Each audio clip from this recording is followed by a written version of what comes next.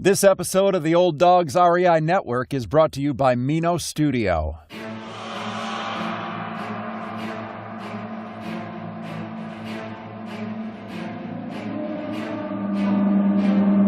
In a world where jobs are how most people make money, one man, one desire, one challenge dares to break the mold.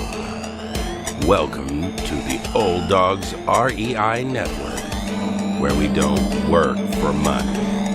Money works for us. Coming soon. Viewer discretion advised.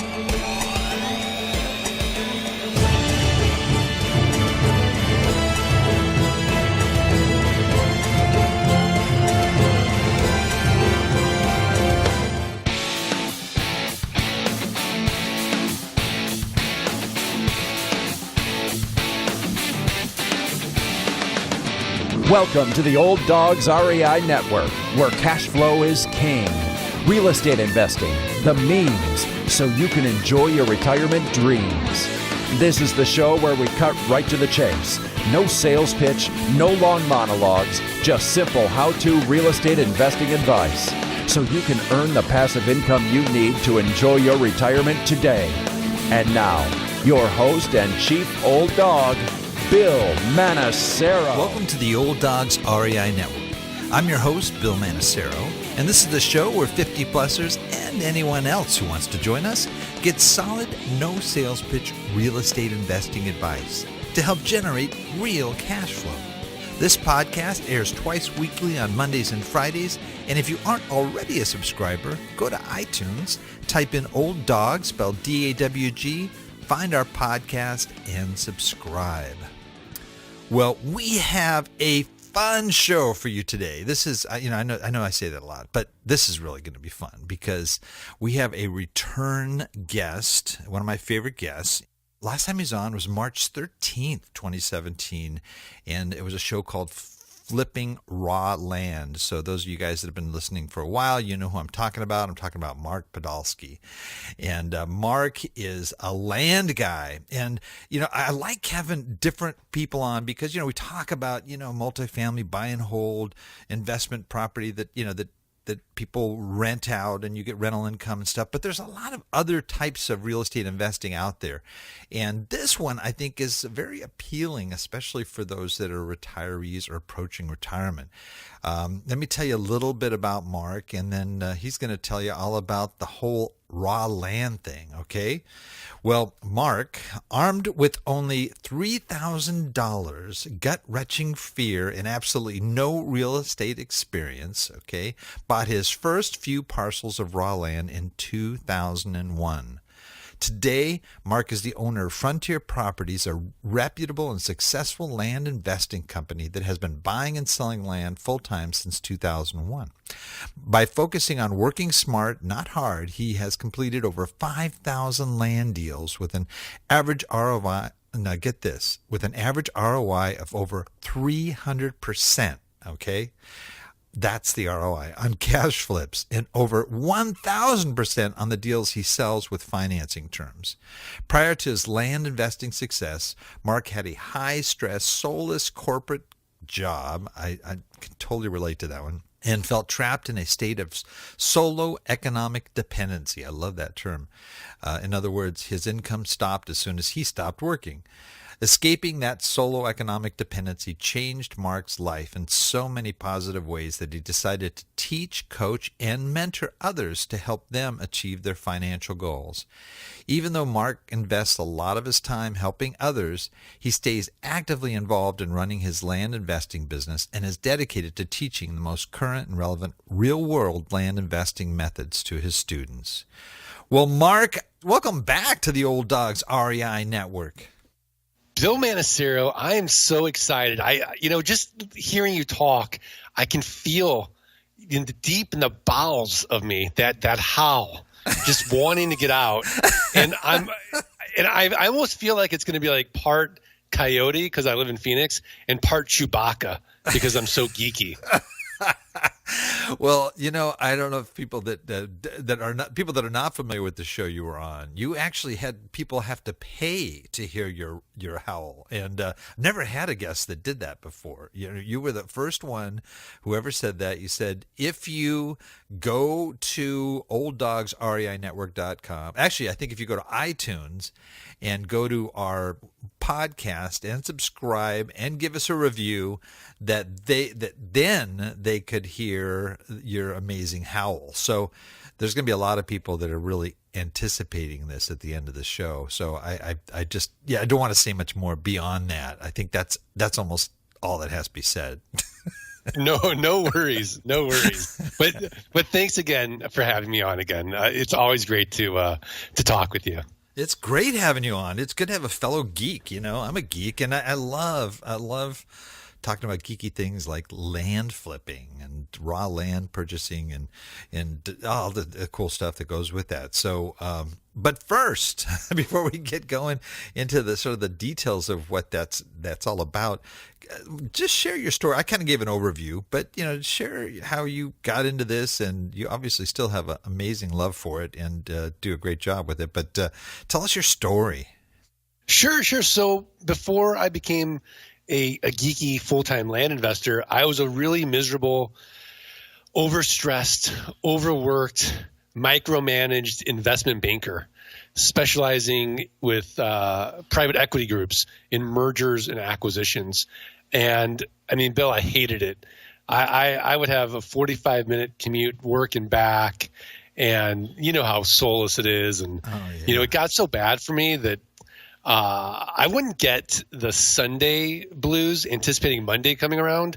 I'd get the Friday blues anticipating the weekend going by really fast and having to be back at work on Monday. So my firm hires this guy, and he's telling me as a side hustle, he's going to these tax deed auctions. He's buying up raw land, pennies on the dollar, and he's flipping them online, and he's making an average return of 300% on his investment. Well, Bill, I'm looking at companies all day long, and a great company has 15% EBITDA margins or free cash flow. Great company. Your average company is at 10%, and I'm looking at companies all day long less than 10%. So I'm from St. Louis, Missouri. I'm from the show me state. I don't believe him. So we go, and I just do exactly what he says to do. I've got $3,000 saved up for car repairs, and I buy 10 half-acre parcels at an average price of $300 each. I do exactly what he says. I flip them online. They all sell for an average price of $1,200 each. It worked. So I took all that money. I went to another tax deed auction where I live in Arizona. And again, this is 2000. There's no one in the room. I'm buying up lots. I'm buying up acreage. And over the next 6 months, I sold all that land, and I made over $92,000 profit. So I go to my wife. I say, honey, I'm going to quit my job, and I'm going to invest in land full time. And she says, absolutely not. She's pregnant at the time. So I said, fine.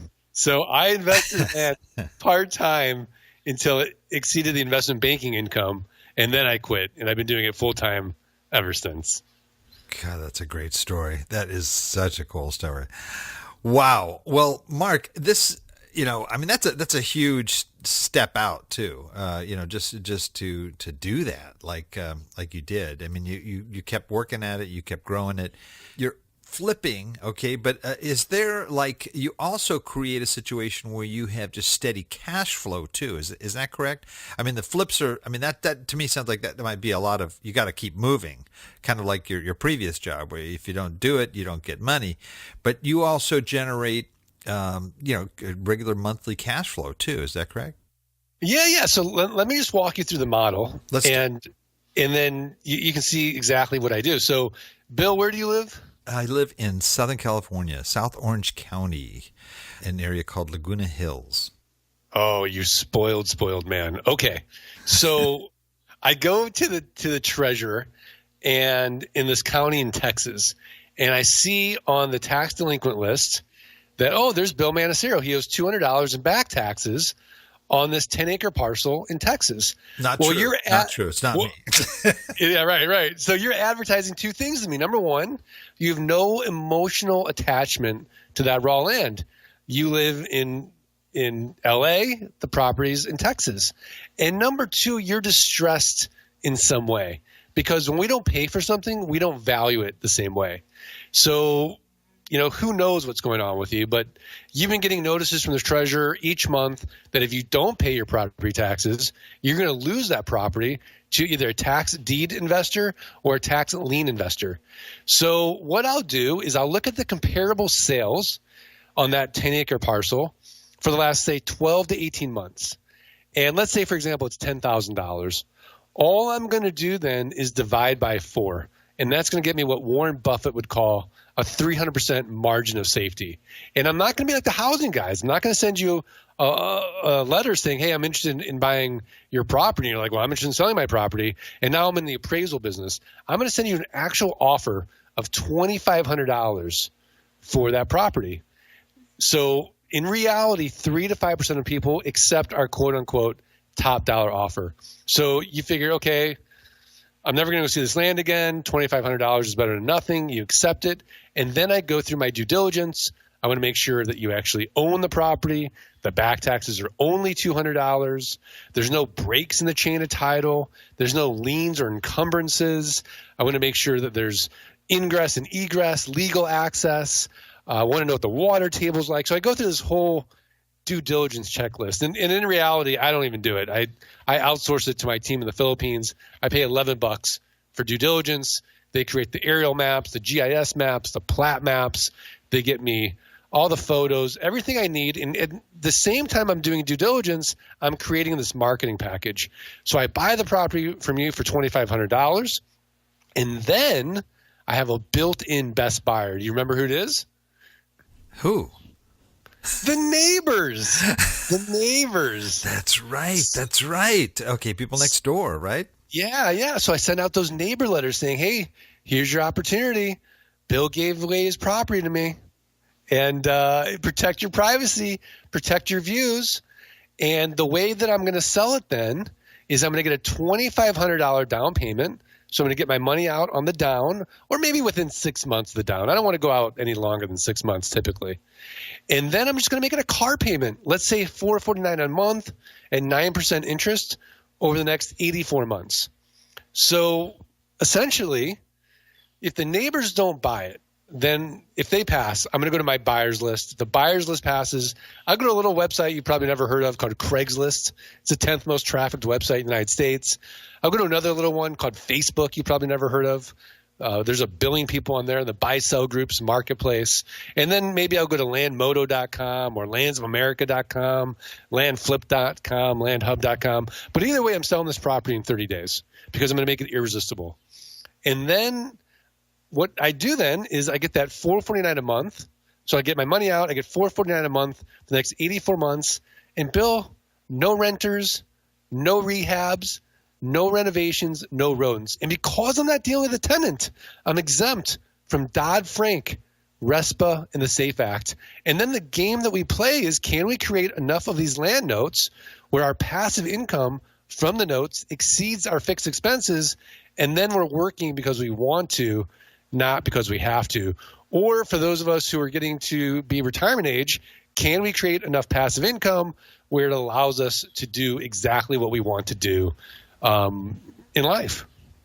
That's great. Now, is that the average? What's sort of the average term for those deeds, those notes that you set up? It just depends on the property.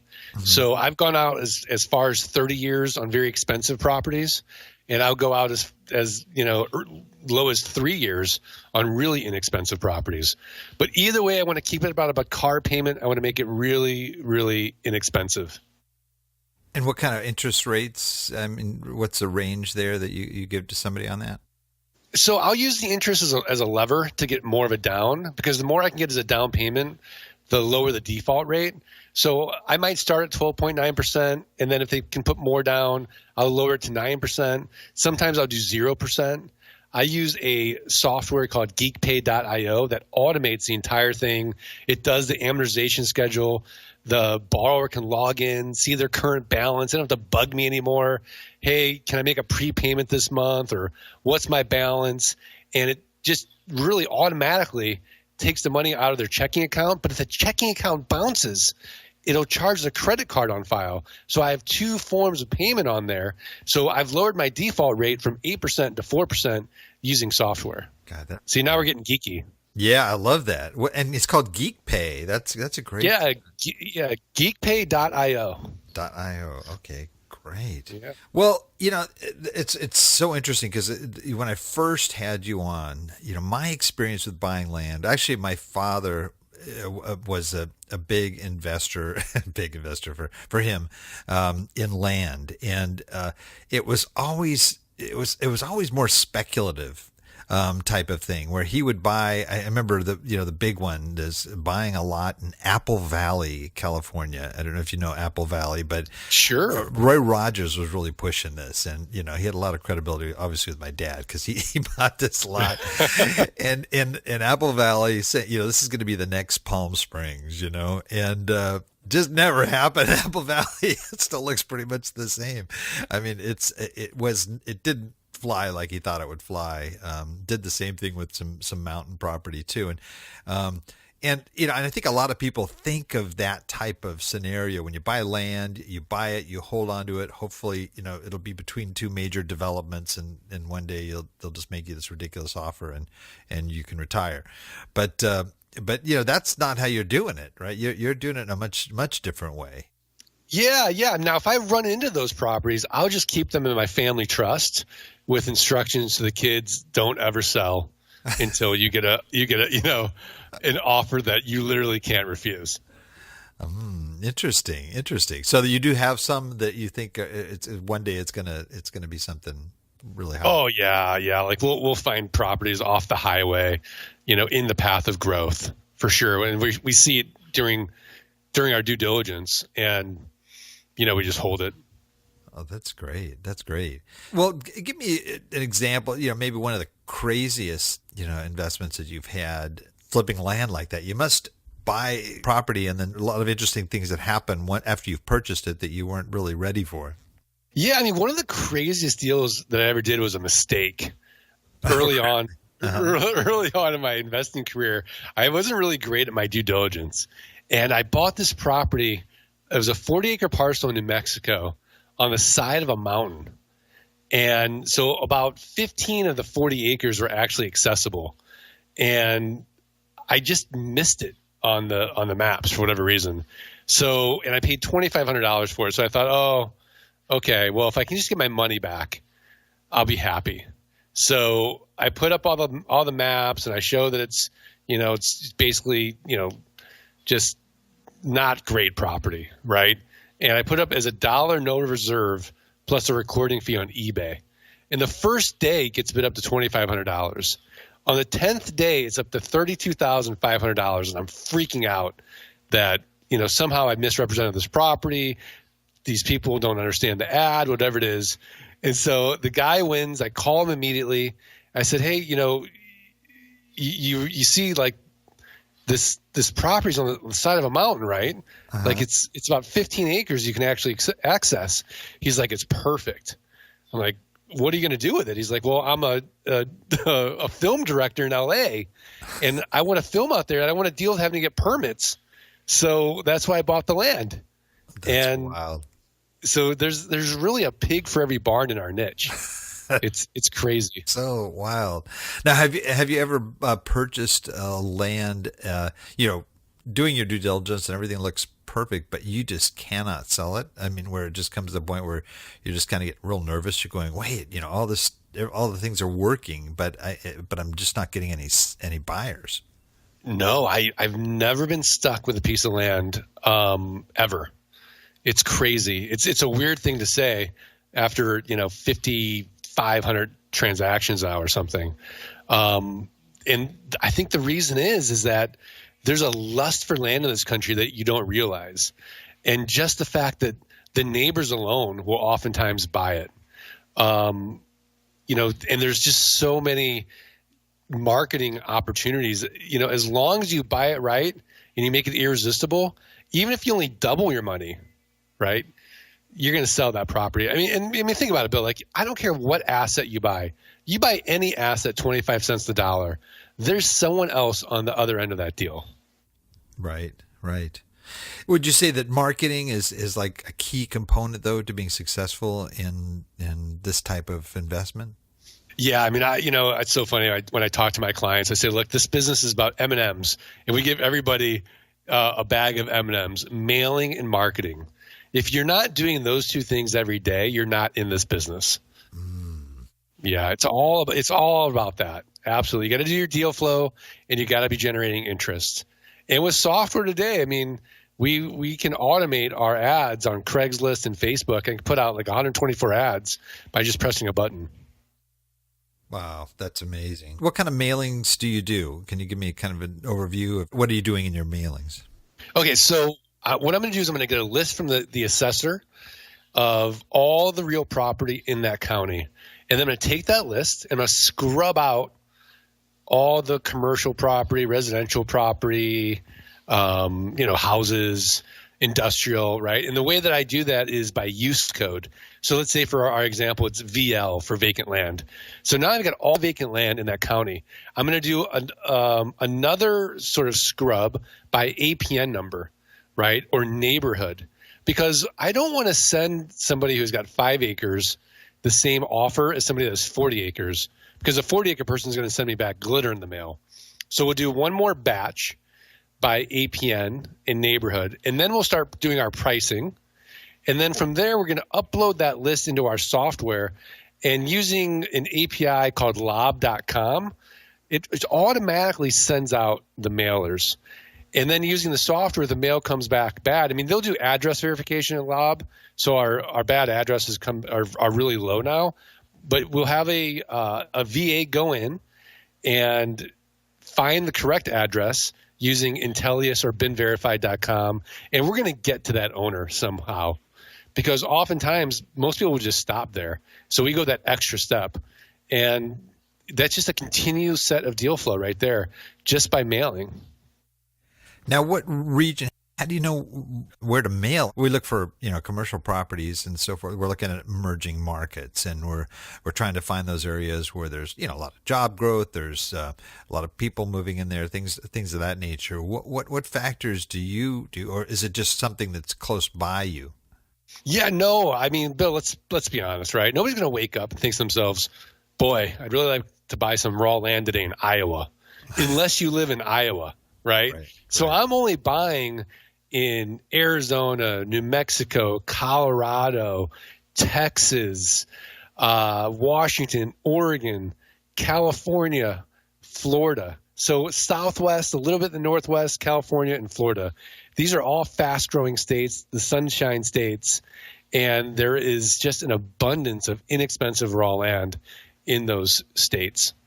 The way you describe that searching method, looking through neighborhoods versus in vacant land as opposed to going into a big wide open space, are you trying to find like, a neighborhood where there's a vacant lot between two houses that each sell for, $500,000 each? I'm pretty opportunistic. I don't really analyze that list until the offers start coming back. And then we'll start doing our due diligence from there. So I have no problem buying infill lots. I have no problem buying a 640-acre section. As long as I'm buying it right, there's another, other party at the end of that deal. So, yeah, I mean, infill lots are phenomenal. But so is, raw vacant land 20 miles from town. Interesting. So you have to have a market though for what you're going to sell, right? So and the way you kind of outlined the process earlier is you look first at the neighboring properties, and then you start moving out from there. Is that sort of how you start to market, or at least target people that would be potential buyers? Well, as far as the potential buyers, I mean, obviously I'm going to start with the neighbors, but then I already have a list of people that have already raised their hand and said, I'm always interested in buying raw land. So then we just email them those deals. And then we can go out to the open market as well on Craigslist or Facebook. So we're always sort of just targeting people that have grown up hearing, hey, you should buy raw land. They're not making more of it. We look for preppers. These are people that are hoping for the best but preparing for the worst. Military people love land. I mean, it's weird, but like there's just a lust for land in this country. Recreational people. I've got a guy, he spends $5,000 a month with me. He's a CEO in San Diego, and he's never even looked at the property. It's like man jewelry for him. He just thinks it's cool. He just likes the way it makes him feel to keep buying raw land.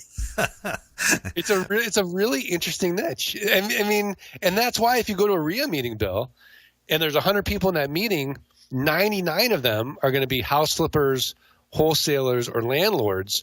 You and I are going to be the only land guys. So we've got this massive market. There's no big money. There's no private equity groups. There's no hedge funds. And it's just, unbelievably, like there's just no competition. But is there a perception of higher risk in land? At least when you're buying let's say a rental property, you can put a tenant in it and it's going to generate some cash flow. But is there a perception by potential buyers that that this is a higher risk? I think that you could perceive it that way if you can't wrap your head around it, right? I mean, the fact is everybody needs a place to live, right? That's just a fact. And so nobody needs a piece of raw land. But when you look at your life, 99% of the things that you actually own, you don't need anyways. So, yeah, I mean, it's just one of those things that people just like to own, just like everything else in our lives. So once you start doing it, you see just how many people want to buy raw land. That was so interesting. It really is interesting. Now, do you ever sort of venture into the other areas like, mineral rights or oil or gas reserves, things of that nature that might come with the raw land? We really don't. Those are two other separate niches. Oil and gas, I've never, ever heard of anybody making money in oil and gas investments, but it's a phenomenal, tax shelter, right? So oil and gas investments are really for the wealthy people that are looking to lower their tax liability. So, that's why, Bill, you probably know about oil and gas investments. But, for normal people, that's not really something they should be looking at. Mineral rights, same thing. That's a whole other niche. Public companies want to buy mineral rights. You can go up against, billionaires who are buying up water rights and those types of things. So that's a whole other separate niche and so a whole other separate strategy. I mean, there's guys out there that, they'll tie up land, they'll entitle it, they'll take it through the process, they'll get it, shovel ready for developer, and they'll make, $400,000, $500,000 going through that process, but they take a tremendous amount of risk. So I don't want to take risk. I'm risk averse. I just want to buy and I want to flip and I want to keep building my passive income. That's it. I'm simple. That's great. Great. Yeah. I was wondering, if you ever had the experience where you actually had, land and somebody paid double and you're all excited, or maybe 10 times, what you paid for it. And then you find out later that it's just got, unbelievable oil reserves and that they're just like black gold, Texas tea, Yeah. I mean, maybe I'm not really concerned with it. Okay. Yeah. I mean, that's not in your model, but it's not in my model. Yeah. I mean, and you can always, attach. There's things that you can do to make a claim on the mineral rights, and then the landman comes and see who makes all the claims, and they determine who owns the mineral rights. So you can do that. It's kind of like little lottery tickets, and we're not afraid of having all these little lottery tickets out there. So maybe one day it does happen, we have a claim, but it hasn't happened. Sure. It may not happen in my lifetime. My kids might benefit from it. Well, take me through a typical. Okay, here's let's say Joe Schmo here, and he wants to invest in land.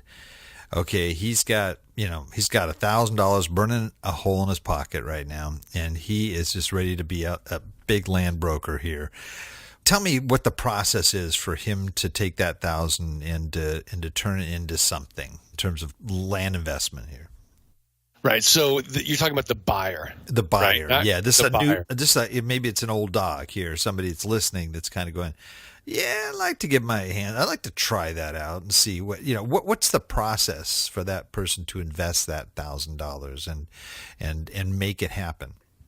Right. So they want to buy the land and for the purposes of making 300 to 1,000%. Right. Yes.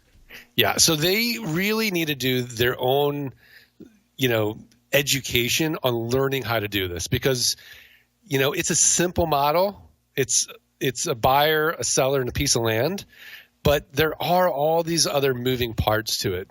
So you've got to learn about how do you do your due diligence correctly. You want to know what are the good areas to buy. You want to know how do you target the right market. And then you want to know what are the irresistible numbers to make it sell. And I would say that if you're going to do that, you want to smart cut it. You want to find somebody that's done it a lot themselves and let them be your Sherpa and learn from them. I mean, it's just like anything in life, right? If I want to go into multifamily, I'm going to find the biggest, baddest person who's done multifamily and just learn what they did. Right. And do that. So that's probably going to be their safest, best first start. There's tons of free information out there from YouTube, but I really, if you value your time, you wanted to go straight to a Sherpa. Right. So somebody that's obviously done a lot of this in the past, like yourself, right? Yeah. Well, yeah. I mean, obviously I'm pretty good at it, but there's other people out there. Like if you're listening to this, you're like, we're going to wait to see how his howl is and judge the howl.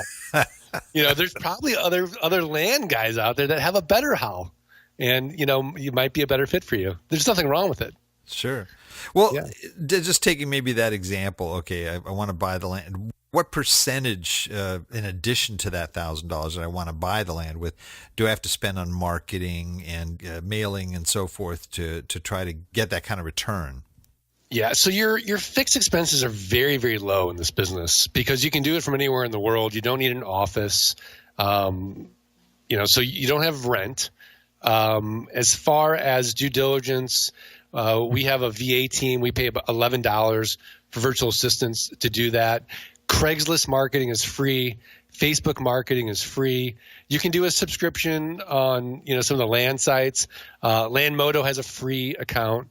Sending out neighbor letters. So we're talking about maybe $400 a month in postage, I would say, for your mailings. But with our margins, it's sort of not here or there. It's extremely profitable when you break down your fixed expenses and your variable expenses in this business. Now, your lists, when you're doing your mailing, I mean, are you buying those lists? And if so, what are sort of the parameters? I don't buy them. You can buy them. You can get them. You can buy them from the assessor. You can go to a website like agentpro247.com and get a list.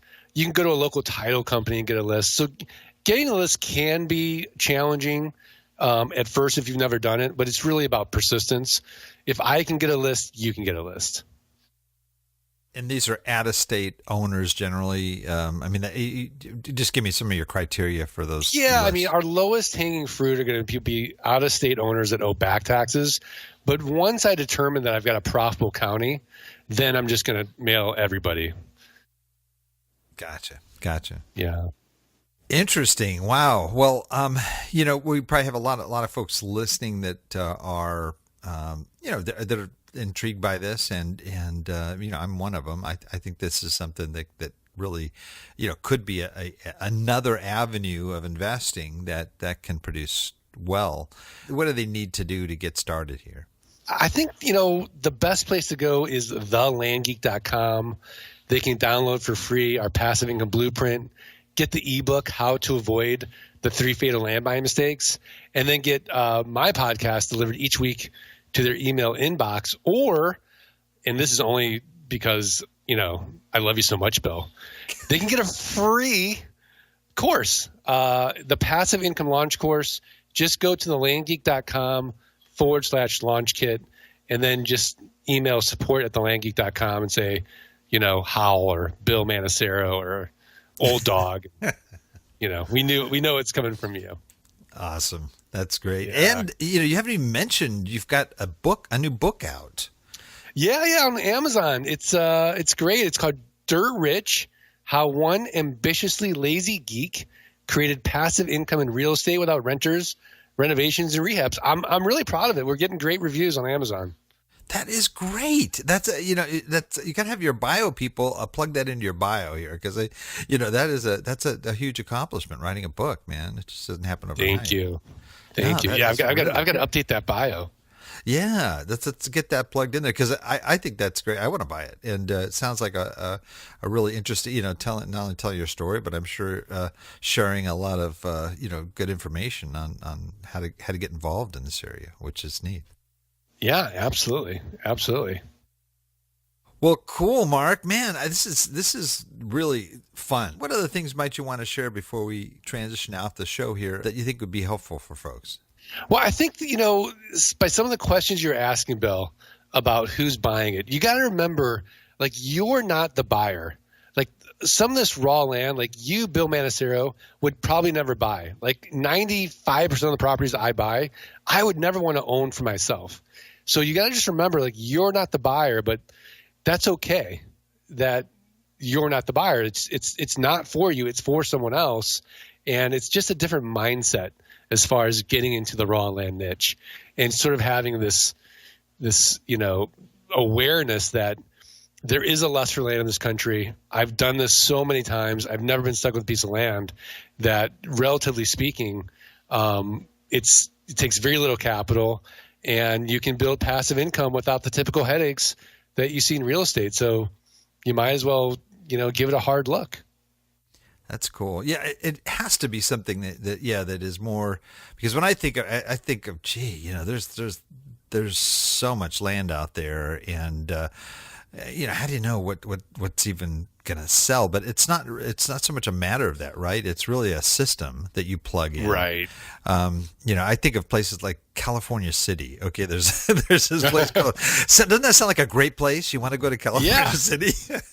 Well, it looks like Death Valley. Okay, if you go out there, I mean, California City is like smack dab, and it makes Apple Valley look like Palm Springs. I mean, it's just really it's just this. But yet there's land sale going on all the time in California City, and I don't understand it, because who is buying? Unless it's like one of these guys, puts a trailer on it, puts a barbed wire fence around it, and just sits there with a shotgun on the front porch and just hides out. But I just don't know who would buy that land. Who would buy these in the middle of nowhere? I know it's crazy. People love it. That's so wild. That's so wild. Well, it sounds like you've worked it out in terms of systems and in such a way that that you've eliminated a lot of the risk elements there, which is very cool. Where do you acquire most of your land? Through land auctions, or do you have certain places that you go? I mean, you do everything online almost, right? Yeah, everything's online, but I buy just directly from the owners through those mailings. Okay, gotcha. All right, that's right. Okay. Yeah. So that's sort of your bed. That's like the best thing, for us too, as well as rental property too. Very cool. I know there's people that probably want to get a hold of you and find out more. Go to your website. You do have some great resources that are available free online, as well as your book and other things. What's the best way for folks to get a hold of you? Yeah, again, thelandgeek.com or thelandgeek.com/launch kit. Get that free course. Start getting educated. I love it. That's great. That's great. Okay. Well, we'll post that on our website, and as well as some of the other links we've talked about here, so that folks can find out more about what you do and how you do it. So sounds very exciting, Mark. Very exciting. Thanks, Bill. I really appreciate it. It's been great having you on, but you can't leave without nobody gets out this show without giving us their best old hound dog howl. So if you are ready, Mark, I am ready. Yeah, I mean, words like epic and things like that have been ascribed to your howls. Don't let us down, man. I've been practicing for months now. Okay, are you ready? I am ready. 1, 2, 3. Oh! It's great. It was a 3D howl, and so we're going to give you that. Yeah. All right. Okay. All right, Mark. Great talking to you, and we'll looking forward to talking with you in the future. And Thanks, Bill. also, just want to thank all our old dog listeners out there for joining us. I know there's a lot of other things you could be doing right now, but the fact that you've taken the time to join us means a lot, and we greatly appreciate it. Please note everything we talked about here, everything that Mark talked about, the links and everything can be accessed in our detailed show notes on the Old Dogs rei.com/blog website page there. So look for the episode with Mark Podolsky. Well, that's the show for today. Remember, cash flow is king and real estate investing the means. Until next time, keep moving forward and may God bless. Thank you very much for visiting the Old Dogs REI Network. We would greatly appreciate if you would stop by iTunes and let us know what you think of the show. We would love if you could subscribe to the podcast, give us a 5-star rating, and write a review. The more ratings and reviews we receive, the more visible the podcast will be to others. Thank you.